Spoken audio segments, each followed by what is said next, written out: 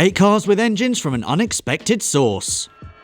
Words like rivals and competitors get thrown around when it comes to cars, but the truth is the automotive industry is one big swingers party, where companies open their doors and say, "Hey baby, I can see your engine in my body. Wanna platform share?" Engine sharing among companies is particularly common, and in most cases you'll know it's happened. VW Group's 2-litre inline-4 is used everywhere, for example, but there are a few cars where the engine choice really will surprise you. Starting with South Africa spec Land Rover Defender. BMW's ownership of Rover Group resulted in all kinds of engine sharing shenanigans, including straight-six diesels and M62 V8s used in the Range Rover. But there's a lesser-known result of the Bavarian company's time with the ill-fated British concern, and it comes in the shape of the Defender. Following the discontinuation of the V8 and demand from buyers for another petrol version, South Africa spec Defenders built from 1997 to 2001 featured a 192 horsepower 2.8-litre M52 BMW straight six that was borrowed from cars like the 328, 528, 728 and Z3. Not much was done to hide that fact, meaning that when you pop the bonnet, the letters B, M and W stared you in the face on the rocker cover. Ford Focus ST. The Mark II Focus ST sounds considerably sexier than both its predecessor and successor, but the irony is that wobbly exhaust note wasn't the work of Ford.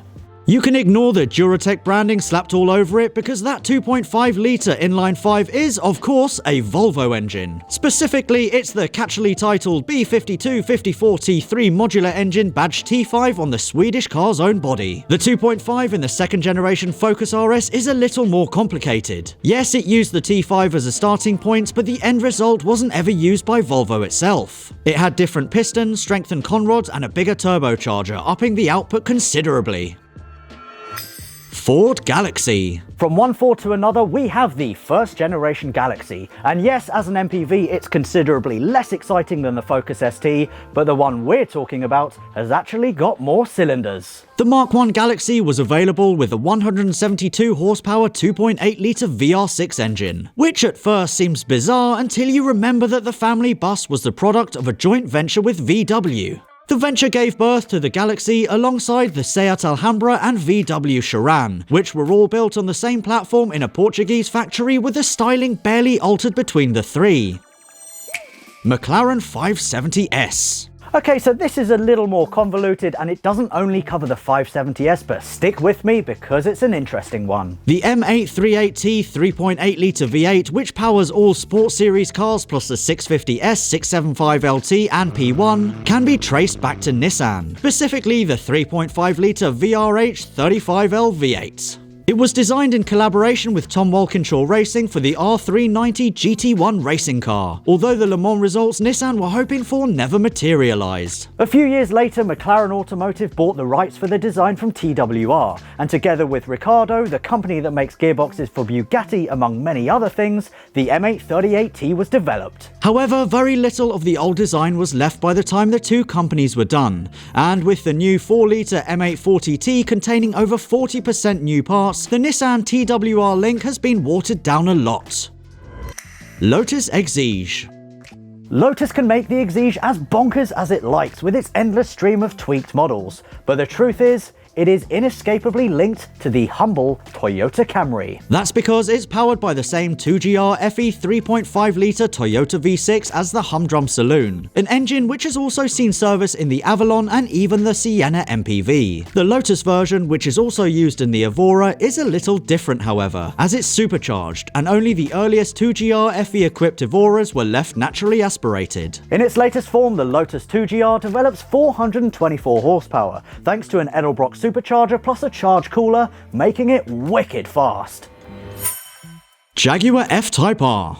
Our favourite Jaguar engines aren't actually made by Jaguar at all. And I am of course referring to the supercharged V8s used in the F-Type, Range Rover SVR and more. Along with the 3-litre supercharged V6, the 5-litre V8 is actually made by Ford in the firm's Bridgend factory. The arrangement is effectively a hangover from the Blue Oval's ownership of Jaguar, which ended in 2008. Older versions of the V8 can also be found in the Lincoln LS and the 11th generation Ford Thunderbird. In the near future, however, these Ford engines will be swapped out with what's going to be likely BMW engines. I mean, what's next? A BMW engine in a Toyota? BMW steering wheel, BMW down there, down here, BMW, more BMW stuff, BMW in there as well. But that's a BMW logo, isn't it?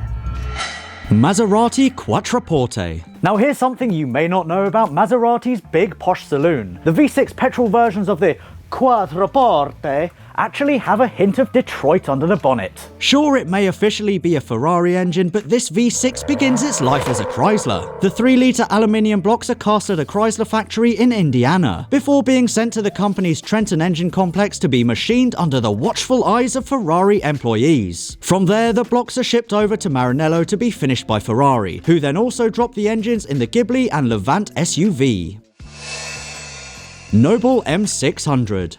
The Noble M600 is the UK's left field member of the supercar elite, with a twin-turbocharged V8 and a top speed well in excess of 200 miles an hour. The engine itself though? Lift the bonnet of any V8-powered XC90 or S80 and you'll see the same basic motor, albeit transversely mounted. Because guess what? We've got ourselves another Volvo engine. The engine was built by Yamaha in Japan and then shipped to Sweden. In the SUV and S80 saloon, the motor makes 311 horsepower. But thanks to Noble, these numbers hit up to 650 horsepower thanks to the aforementioned twins and a lot of tweaks. That now concludes my list of 8 cars with engines from an unexpected source. If you learned something new, then make sure you subscribe to Car Throttle by clicking on this link and check out more videos over there. From Maisie and I, we'll see you next time. Ready, get it, home. Come here, ready, get it, home.